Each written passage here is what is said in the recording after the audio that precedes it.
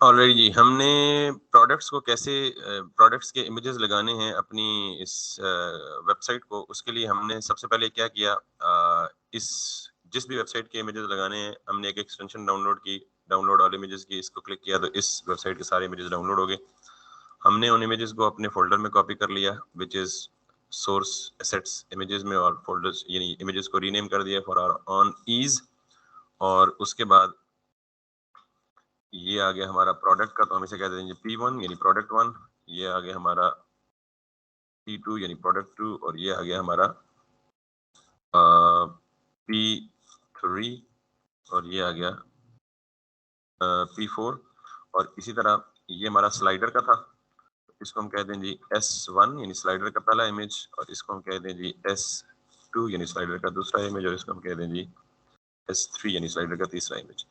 तो ये हमारी यूं पिक्चर्स बन गई हैं। अब सवाल ये है कि हमने बुनियादी तौर पे जब हम होम के कंपोनेंट में थे, let me remove this and let me do this. तो होम के कंपोनेंट में हम मेन को रेंडर कर रहे थे, और मेन के अंदर हम प्रोडक्ट्स को मैप कर रहे थे, और प्रोडक्ट्स जो है वो डिस्प्ले हो रहे थे।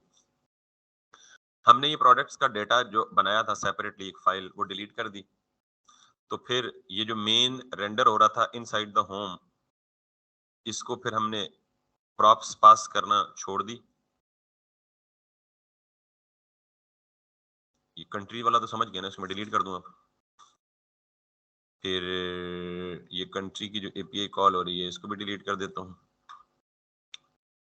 और हमने ये जो चीज़ें समझने के लिए की थी उनको भी डिलीट कर देते हैं, जस्ट बेयर मिनिमल चीज़ रखते हैं, यानी मॉडल भी ओपन करना छोड़ देते हैं, और हम ये करते हैं। मैंने यहाँ पे क्या किया था जी कि होम पेज में आके मेन का कंपोनेंट रेंडर किया था, और उस मेन के कंपोनेंट में मैं क्या पास करा था, प्रोडक्ट एज अ प्रॉप। अब चूंकि प्रोडक्ट्स यहाँ इंपोर्ट ही नहीं हुए हुए, तो वो मुझे एरर दे रहा है जी कि ये प्रोडक्ट्स मुझे मिल ही नहीं रहे, और उसकी वजह ये है कि मैंने प्रोडक्ट्स यहाँ पे जो बनाई थी फाइल वो डिलीट कर दी। अब आपकी रिक्वायरमेंट है तो मैं उसे वापस ले आता हूँ। एक चीज, दूसरी चीज मैंने कहा था इमेजेस प्लेस करने या इमेजेस लगाने की दो जगह हैं पॉसिबल, या पब्लिक का फोल्डर या सोर्स का फोल्डर। उसकी वजह यह है कि behind the scene webpack मुसलसल चल के, या जब हम बिल्ड करते हैं इस प्रोजेक्ट को, तो वेब पैक क्या करता है, सारी चीज़ों को बंडल करता है, और बंडल करके रेंडर करता है। तो वेब पैक बंडलिंग कब करेगा, जब हम उसके बताए हुए तरीके के मुताबिक कोई काम करेंगे। तो उसके बताए हुए तरीके के मुताबिक हमें इमेजेस सोर्स के अंदर मूव करने थे, या हम दूसरा केस है पब्लिक के अंदर रख सकते हैं। अभी हम पहले ये वाला ट्राई करते हैं। सो हमने ये कहा था जी कि हम सोर्स के फोल्डर के अंदर ही एक और फाइल बना लेते हैं, या फोल्डर बना लेते हैं डेटा, और इसके अंदर हम एक फाइल बना लेते हैं जी क्या, डेटा डॉट जेएस। और इसके अंदर हमने कहा था जी कि export const products this this, ये फॉर्मेट था हमारा। ये एरर खत्म करने के लिए हमने इसको एक्सपोर्ट तो कर लिया, इसको हम इंपोर्ट भी करेंगे। यहाँ पे इंपोर्ट प्रोडक्ट्स और डेटा डेटा। अब ये एरर खत्म हो जाएगा, एरर खत्म हो जाएगा। प्रोडक्ट्स पास भी हो रहा है, लेकिन प्रोडक्ट खाली है, तो शो कुछ भी नहीं होगा स्टिल। और अगर शो नहीं होगा तो हमारे पास स्टिल, अगर हम अपना प्रोजेक्ट रन करके देखें which is on the port what localhost 3000 पी होगा ना। So let me run the localhost 3000 to check कि मुझे बस क्या रेंडर हो रहा है। एक कार्ड रेंडर हो रहा है, लेकिन उसके अंदर कुछ भी नहीं आ रहा। कुछ भी क्यों नहीं आ रहा, उसकी वजह यह है कि ये एक कार्ड एम्प्टी क्यों रेंडर हो रहा है, बिकॉज एम्प्टी ऑब्जेक्ट दिया हुआ मैंने। जब मैं एम्प्टी ऑब्जेक्ट भी नहीं दूंगा तो अरे खाली है, अरे खाली है तो यहाँ भी कुछ नहीं होगा, समझिए बात। और जब मैंने एम्प्टी ऑब्जेक्ट दे दिया, तो एम्प्टी ऑब्जेक्ट में कार्ड तो क्रिएट हो, क्योंकि रो अरे की एंट्री तो है ना, बेशक अरे की एंट्री खाली ऑब्जेक्ट है, तो खाली ऑब्जेक्ट में ये आ गई। अब मुझे देना है, इसमें क्या देना है जी, सबसे पहले मुझे पता है कि मैंने एक आईडी देनी है विच इज 1, और जेसन फॉर्मेट में डेटा होना है, ये बगैर जेसन प्लेन जावास्क्रिप्ट के ऑब्जेक्ट में भी हो सकता है। तो दूसरा मैंने कहा था जी ये टाइटल है and title is going to B,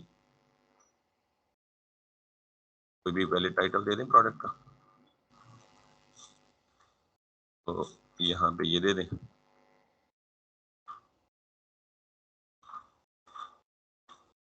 और फिर हमने दिया था जी डिस्क्रिप्शन, इसको देख लें हम मेन में, ये होम कार्ड कंपोनेंट में डिस्क्रिप्शन ही था, यस डिस्क्रिप्शन था, ठीक है। दूसरा हमने यहाँ देना है जी क्या, डिस्क्रिप्शन देना है, और डिस्क्रिप्शन में हम यहाँ से ये डिस्क्रिप्शन कर लेते हैं कॉपी। फिर हमने ये शायद प्राइस दिया था, डिस्क्रिप्शन और प्राइस था, ठीक है। 3 रखते हैं, बाकी जरूरत पड़े तो हम मजीद रख लेंगे। This price is going to be like 520। So अब अगर यहाँ पे आते हैं तो हमारा ये प्रोडक्ट आ जाएगा। अब आपका सवाल ये था कि यहाँ ये तस्वीर नहीं आ रही, ठीक है। चूंकि हमने कार्ड में जो कुछ भी रेंडर करना है वो सारा का सारा यहाँ से जा रहा है, तो हम यहाँ पे करते हैं जी क्या, IMG या इमेज, और इमेज में यहाँ पे हम पाथ देंगे क्या, इस फोल्डर में जो पाथ पड़ा हुआ है। हम इस वक्त डेटा में मौजूद हैं, डेटा की फाइल के एक स्टेप बैक जाएंगे तो हम किधर आ जाएंगे जी, डेटा से एक स्टेप बैक आएंगे तो हम सोर्स में आगे डायरेक्ट। इसके अंदर से हमने यहाँ पे क्या लेना है, ASSETS एसेट्स, एसेट्स के अंदर IMG, और IMG के अंदर P1 डॉट क्या है, IMGs है, ठीक है। IMGs के अंदर 1 dot JPG, IMGs 1 P1 dot, sorry ये वाला P1 नीचे वाला, ये वाला P1 डॉट JPG। मतलब ये है कि अब जितने भी प्रोडक्ट्स होंगे उन सब के इमेजेस, जिस तरह आपने देखा ना बैकएंड से जब डाटा आ रहा था API से, रेस्ट कंट्रीज की API से, तो इमेज का URL भी उसके साथ आ रहा था। इसका मतलब है जब इमेज का URL मिल जाए तो हम क्या कर सकते हैं, उसको डिस्प्ले कर सकते हैं। अच्छा, अब हमारे इस डाटा में इमेज पड़ा हुआ है IMG के नाम से, ठीक है, और इस IMG को हमने रेंडर करना है यहाँ पे। तो मुझे ये बताएं कि ये इमेज का सोर्स है ना ऑलरेडी, तो इस इमेज के सोर्स में हमें इमेज देना है। तो इमेज किधर है, जैसे प्रोडक्ट डॉट टाइटल है वैसे प्रोडक्ट डॉट IMG है या नहीं है, और वो IMG हमारा ये पड़ा हुआ है। अब if everything is well, the path is good, then we have to actually, then we should see the image, otherwise I am having a little doubt। अगर ना हुआ तो हम उसे पब्लिक में मूव कर देंगे, ठीक है। यानी पाथ कंस्ट्रक्ट अगर सही हुआ तो इमेज शो होगा, और अगर पाथ सही कंस्ट्रक्ट ना हुआ तो इमेज शो नहीं होगा। तो ये हमें पाथ कहाँ से पता लगेगा, इंस्पेक्ट करके डेवलपर टूल से सोर्स में जाके, ठीक है। सो लेट्स सी, अगर हम यहाँ पे आते हैं और इसे रिफ्रेश करते हैं, हमारा इमेज रेंडर नहीं हुआ। सो वी सी के जो पाथ हमें मिला है वो क्या है, वैलिड है या नहीं। तो हम यहाँ से इंस्पेक्ट करते हैं, और इंस्पेक्ट करने के बाद हमें यहाँ पे आके ये मिला है पाथ, ठीक। इसका मतलब ये है कि अगर हम इसे राइट क्लिक करके ओपन इन न्यू टैब करें तो इसका मतलब है कि बाकी उसको इमेज मिल ही नहीं रहा, ठीक है। इमेज ये पाथ का इमेज है ना, ठीक। इसका मतलब कि इमेज क्यों नहीं मिला, उसकी वजह कि ये स्टाइल राउट्स का होता है, ये स्टाइल राउट्स का होता है ना, base URL slash this slash this slash this slash this, ये उसको राउट्स कंसीडर कर रहा होगा मेरी, ठीक।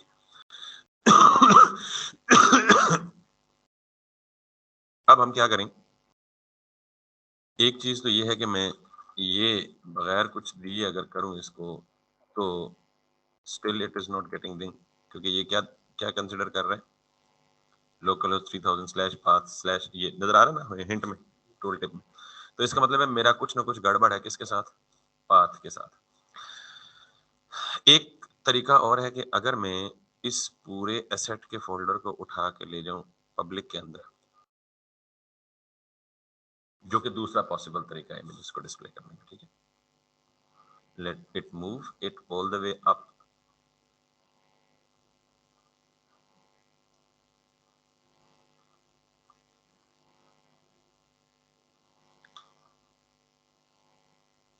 जितनी देर अब इसे मूव करता है तो हम एक काम और कर लेते हैं, मूविंग द एसेट्स पे हम ये कर लेते हैं जी कि उसमें क्या कहते हैं, रिएक्ट में serving images from public folder,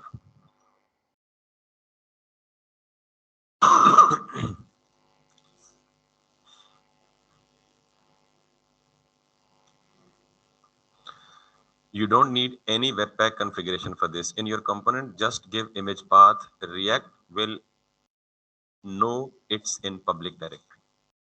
ठीक, तो यानी पब्लिक डायरेक्टरी में आपने कुछ भी रखा हुआ है तो आपको पूरा पाथ देने की जरूरत नहीं है, वो ऑटोमेटिकली पब्लिक के फोल्डर को ही एक्सेस करेगा। तो हमें सिर्फ क्या देना पड़ेगा, पब्लिक तक का पाथ नहीं देना पड़ेगा, पब्लिक के अंदर एसेट और इमेज देना पड़ेगा सिर्फ। Got it? और इसको कितने वोट्स मिले में 367 means it's a trustworthy solution. Let's see. So हमारा एसेट इधर से मूव नहीं हुआ तो हम इसको मैनुअली मूव कर लेते हैं। मैनुअली मूव करने का मतलब ये है कि यहाँ से हम जाते हैं और हम इस एसेट को यहाँ से करते हैं कट और यहाँ पे करते हैं मूव। ये मूव नहीं हो रहा, इसकी वजह ये है कि ये ओपन है करंटली फाइल कहीं ना कहीं। ठीक है, तो मैं इसको क्लोज कर देता हूँ फॉर द टाइम बीइंग, इसको मूव कर देता हूँ और अब हो गया। अब दोबारा उसे रीओपन करता हूँ और इस तरह के इश्यूज आपको आते रहेंगे तो आप इन चीजों को गौर से देखेंगे तो होपफुली आपको ये मसाइल खुद से दोबारा नहीं आएंगे। अब मैं जाऊंगा तो अब मुझे जो पाथ देना है वो यहीं से देना है, क्योंकि उसने क्या कहा है, रिएक्ट या वेब पैक। मैं बार बार बोल रहा हूँ कि बिहाइंड द सीन क्या चीज चेक कर रहा है, ये वेब पैक चेक कर रहा है, बंडलिंग। तो वेब पैक पब्लिक के फोल्डर तक उसको वैसे ही एक्सेस होती है, रिएक्ट खुद उसको बता देता है। उसके आगे हमने अपना पाथ बनाना है स्लैश एसेट्स स्लैश इमेजेस और स्लैश। हमारी ये सोर्स की डायरेक्टरी भी क्लीन हो गई है। अब हम अगर यहाँ से वापस जाएं और इसे करें जी npm स्टार्ट तो उम्मीद है कि अब इस इमेज को वेब पैक राइटली जो है वो रेंडर करेगा। अब चूंकि हमने जब इमेज इंक्लूड किया तो ये जो इमेज का पाथ है ये कहाँ दे रहा है error, navbar index.jsx line number 6 में। ठीक है, और वो क्या एरर है, module not found which is asset लोगो।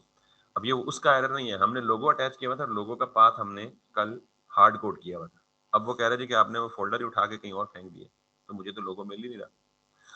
और ये एरर है प्रोबेबली, हमें पता है कि जहां हमने लोगो को ऐड किया था और लोगो को ऐड किया था हमने index.jsx, तो हम थोड़ी देर देखिए ना, इसका लोगो इसका पाथ वही है ना। पर मैं थोड़ी देर के लिए इसको क्या कर देता हूँ, कमेंट या डिलीट कर देता हूँ, थोड़ी देर बाद वापस आ जाऊंगा, इसको भी मैं कमेंट कर देता हूँ, बाकी इशू मुझे पहले रिजॉल्व करना चाहिए। तो अब अगर मैं यहाँ से वापस जाऊंगा तो मेरे पास वही मिटा दिया। अब आपके पास अगर मल्टीपल प्रोडक्ट्स हैं तो आपने क्या करना है, कुछ भी नहीं करना, सब कुछ ऑलरेडी रेंडर हुआ हुआ है। आपको सिर्फ और सिर्फ डेटा में अपडेशन करनी है और यहाँ पे क्या कर देना है, P2 और P2 में क्रंच बर्गर आईडी भी 2 कर दें और कोई दूसरा प्रोडक्ट ले लेते हैं हम। पहले कौन सा शो हुआ भाई जी, ये वाला बर्गर, दूसरा ये वाला कर देते हैं। ये भी क्रंच बर्गर है, वो भी क्रंच बर्गर है। अच्छा ये राइस एंड स्पाइस, हमने गलत कर दिया, उन्होंने नहीं गलत किया। हम इसको कह देते हैं जी राइस एंड स्पाइस, और राइस एंड स्पाइस के बाद वालेकुम अस्सलाम हम इसको कर देते हैं जी यहाँ से लाइक इस, इसकी प्राइस हम कर देते हैं जी 420, जो कि खतरनाक डिजिट है, पर वक्स फरास। तो अब हमने पास की कॉन्फ़िगरेशन एक ही दफ़ा कर ली और अब आपको ये भी पता लग गया कि आपने सोर्स के अंदर भी रख सकते हैं, और अगर सोर्स के अंदर रखेंगे तो वो कौन सा केस होगा जब आपने कोई स्टैटिक, ये अब इमेजेस डायनामिक है, ये based on product dynamic images पे हो रहे हैं, तो ये आप कहाँ रखेंगे। और अब अगर आप इनका सोर्स देखें इंस्पेक्ट करके तो आपको ये पता लग जाएगा, तो उसने सोर्स वही दिया हुआ है स्लैश एसेट्स स्लैश, इसका मतलब है स्लैश से पीछे वाला पाथ रिएक्ट खुद वेब पैक को बताता है। ठीक, और अगर आप इसे राइट ओपन करेंगे तो ये ओपन भी होगा और आपको पूरा एड्रेस दिखा देगा कि इसका पूरा एड्रेस उसी तरह कंस्ट्रक्ट हो रहा है, लेकिन ये अब हम नहीं कंस्ट्रक्ट कर रहे हैं, अब रिएक्ट खुद कंस्ट्रक्ट कर रहा है। ठीक होगी बात। सो ये जी हो गया आपका डायनामिक इमेजेस, और इसका डायनामिकली टाइटल और बन गया ना। 6 बना सकते हैं, पब्लिक के अंदर जितने मर्जी फोल्डर बना। बिल्कुल, यानी अब मैं बताता हूँ ना, अगर अब आपने वो जो लगाना है ना, आपने लोगो लगाना है, जो हमने कमेंट किया है, उसके बारे में बात कर रहे हैं ना, जो स्टैटिक इमेज लगाया है। ये तो डायनामिक इमेज है जो प्रोडक्ट के साथ आ रहे हैं। अब हम अगर दोबारा उस पे जाएँ वो था हमारा किसमें? वेब बार में, इंडेक्स में, ठीक है? अब अगर आप इस पे आएँ तो प्रोबेबली आपको इसमें स्टैटिक इमेज के लिए ये फिलॉसफी की ज़रूरत भी नहीं है, आप इसको ये कर सकते हैं, slash assets slash imgs slash logo dot png।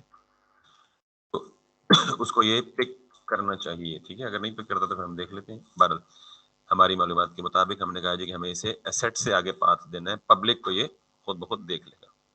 सो पहले एक दफा वेरीफाई कर लें कि पब्लिक में एसेट्स, एसेट्स के अंदर IMGS और उसके अंदर लोगो और लोगो की डॉट png पर। और अब अगर आप वापस जाएंगे तो you can see it back. अब आपको उधर भी जाने की जरूरत नहीं है। लेकिन अब आपको ये याद रखना है कि जब आप पब्लिक के अंदर कोई भी रिसोर्स रखते हैं तो पब्लिक के लिए जो पाथ है वो आप सिर्फ पब्लिक तक का पाथ रिएक्ट खुद, और पब्लिक के अंदर जितने भी फोल्डर्स नेस्ट कर रहे हैं उसका पाथ आपने कंस्ट्रक्ट करके बनाना है, बाकी सब। तो अब आप चाहे आपके डायनामिक इमेजेस हो और स्टैटिक इमेजेस हो, दोनों आप कर सकते हैं। तो ये काम भी आपको अंदाजा हो गया। और अब एक काम और रह गया जो कि मुझे बताना नहीं चाहिए उसूलन, आपको खुद अब तक अंडरस्टैंड कर लेना चाहिए, लेकिन आई बिलीव कि आप उसमें कंफ्यूज होंगे। तो I am going to tell you. यहाँ पे ना दो चीजें रेंडर हो रही हैं, एक कैटेगरी, तीन चीजें रेंडर हो रही हैं और तीनों को डायनामिक रखना है। क्यों डायनामिक रखना है और ऐसी चीज को, किस चीज को डायनामिक रखना है और किसको नहीं रखना है, ये डिसीजन आप तब करेंगे जिसके बारे में आपको पता होगा यार ये चीज फ्यूचर में चेंज हो सकती है, बढ़ भी सकती है और कम भी हो सकती है। मिसाल के तौर पे स्लाइडर में इस वक्त कितने इमेजेस हैं? फ्यूचर में 6 भी हो सकते हैं, 7 भी हो सकते हैं, 10 भी हो सकते हैं, 12 भी हो सकते हैं। इसका मतलब ये है कि इस चीज को मैंने स्टैटिक नहीं रखना है, इस चीज को क्या करना है, डायनामिक रखना है। कैटेगरीज अभी कितनी शो हो रही है? 1 2 3 4 5 6। फ्यूचर में 7 भी हो सकती है, 12 भी हो सकती है, 15 भी हो सकती है। KFC अपना बिजनेस बढ़ाए घटाए, हमें क्या तकलीफ है, तुम्हें क्या तकलीफ है, उसकी मर्जी है। तो ये चीज हमने स्टैटिक, क्योंकि जब हम कोई चीज स्टैटिक रखते हैं तो इसका मतलब है वो चेंज कब होती है, जब हम जाके सोर्स कोड में चेंज करते हैं। तो जब हम प्रोजेक्ट बनाते हैं और प्रोजेक्ट को डिलीवर कर देते हैं क्लाइंट और कस्टमर को, तो वो सोर्स कोड में जाके चेंज तो कर नहीं सकता, बिकॉज वो डेवलपर होता नहीं। तो उसके पास एडवन पैनल होता है, वो वहां से जो चीज अपलोड करता है वही चीज डायनामिकली रिफ्लेक्ट हो जाती है फ्रंट एंड के ऊपर। तो इसका मतलब ये है कि हमने जो दूसरी चीज रखनी है डायनामिक, वो कौन सी है? कैटेगरी। और तीसरी चीज ऑलरेडी डायनामिक है, क्योंकि डाटा डायनामिकली आ रहा है ना। जब भी हम ऑब्जेक्ट चेंज करते हैं यूआई में या कोड में जाके हमें चेंज करने की जरूरत ही नहीं पड़ती, एक ऑब्जेक्ट ऐड करते हैं खुद ब खुद रिफ्लेक्ट हो जाता है। ठीक। तो जब हम पूरा फुल स्टैक सीख लेंगे तो ये सारा डाटा कहाँ से आएगा? बैकएंड से आएगा। अभी तो बैकएंड से आ ही नहीं रहा ना भाई। ठीक। तो अभी जो मेरे पास एक अरे है, वो एक अरे किसकी है? प्रोडक्ट्स की है। तो इसको मैंने एक्सपोर्ट डिफॉल्ट क्यों नहीं किया?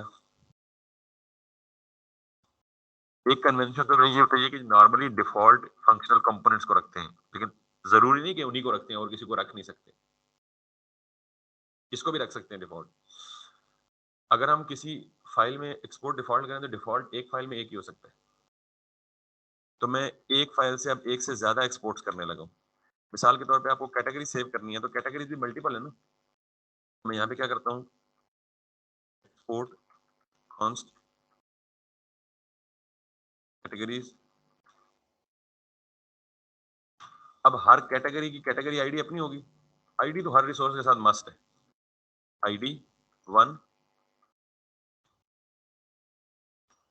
Category title.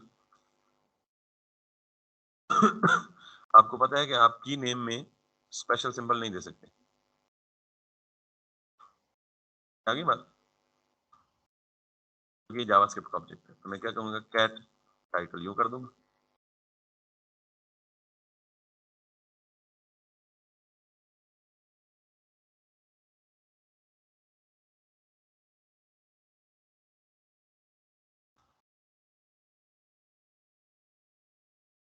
अगर कोई कैटेगरी की डिस्क्रिप्शन है तो ठीक, वरना कैटेगरी इमेज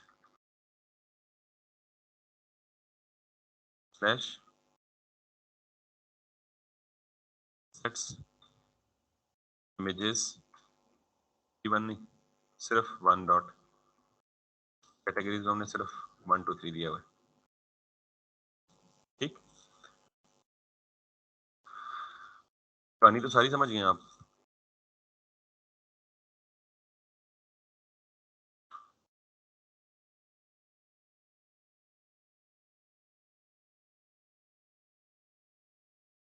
आपके एक सवाल के तवसत से आपने मुझे ज्यादा प्रोजेक्ट करवा ही लिए।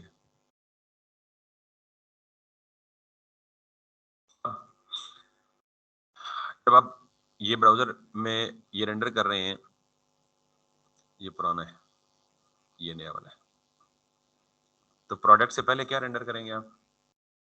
कैटेगरीज का डेटा ऐसे ही इंपोर्ट करेंगे जैसे प्रोडक्ट का है, उसका अलग कंपोनेंट बनाएंगे, उसको मैप करेंगे, और कैटेगरी की अरे में जितनी कैटेगरीज हैं वो सारी विद इमेजेस डिस्प्ले हो जाएंगी। समझ आई बात? तीसरी चीज रहेगी क्या? स्लाइडर। अब स्लाइडर को भी आप स्टैटिकली पाथ नहीं देंगे कोड के अंदर जाके, उसको भी डायनामिक रखेंगे कि अभी 2 इमेजेस हैं, मुस्तकबिल में 3 हो जाएं, 4 हो जाएं, 6 हो जाएं, 8 हो जाएं, तो उसको सिर्फ जाके किधर चेंज करना चाहिए? डेटा में चेंज करना चाहिए, कोड में चेंज ये कर लेंगे ना रेंडर। इसको आप करना कैसे है पता है आपने? इसको जहां भी रेंडर करना है ना वहां ऐसे ही करेंगे, स्लैश प्रोडक्ट्स,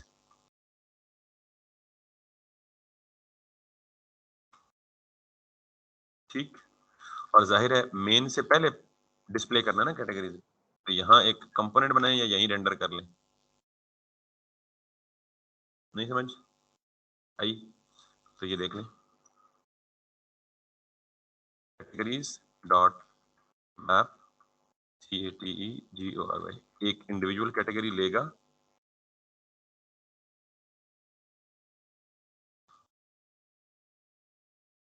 मैं सिर्फ इमेज डिस्प्ले कर रहा हूँ, आप कुछ भी कर सकते हैं।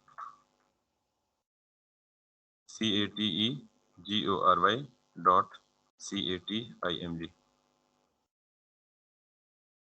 नहीं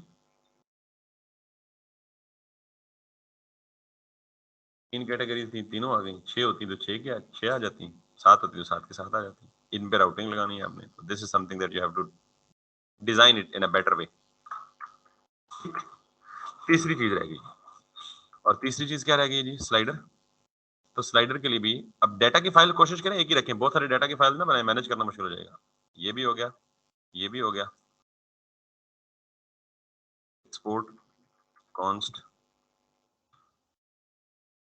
स्लाइडर्स, क्योंकि अरे है नाम कन्वेंशन। अब आपको पता लगा कि जब मैंने आपको कहा था कि जावास्क्रिप्ट की जो बैकबोन है ना वो 3 चीजें, ऑब्जेक्ट, अरे, फंक्शन, अभी तक इन तीनों चीजों से बाहर नहीं निकला, और आप देख रहे हैं कि आप एक फुल फ्लेज बेसिक ही सही लेकिन वेबसाइट बना रहे हैं, और इन a dynamic way,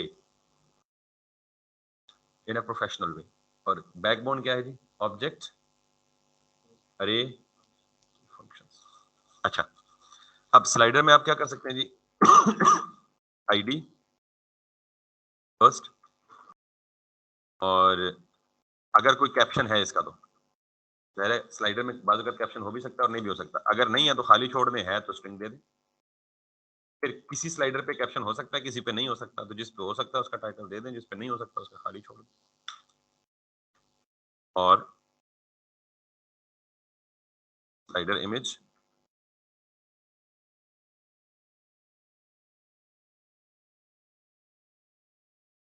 sets images S1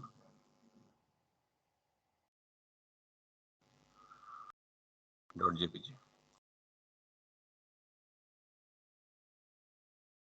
अब 3 स्लाइडर हैं, 6 हैं, 12 हैं, जितने मर्जी आप डेटा में चेंज करेंगे सब कुछ हर जगह पे खुद ब खुद रिफ्लेक्ट हो जाएगा।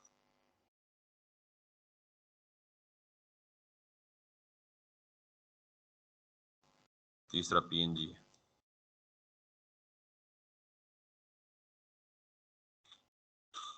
ये भी एक्सपोर्ट कॉन स्टोर है, इसको जहां अभी मैं सारों को इधर ही रेंडर करवा रहा हूँ, लेकिन जहां रेंडर करें वहीं इंपोर्ट कर लें।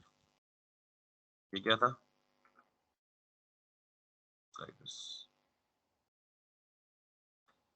डेटा की फाइल एक ही जगह और बाकी कंपोनेंट्स हम कैसे रेंडर कर रहे हैं, दैट्स द ब्यूटी।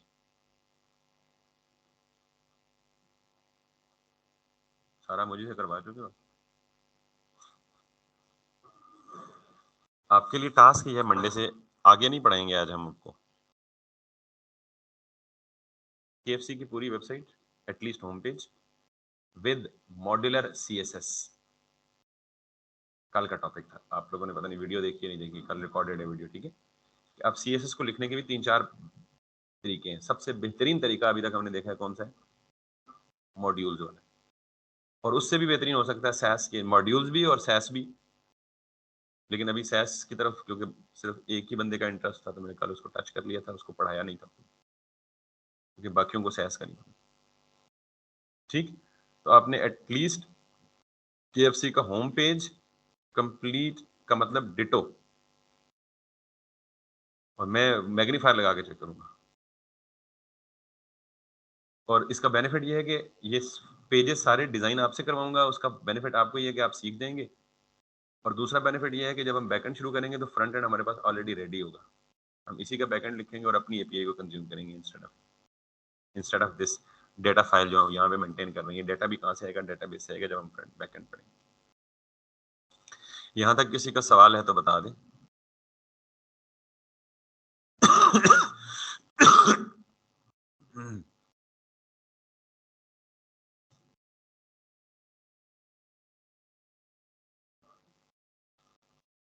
कोई सवाल नहीं है जी।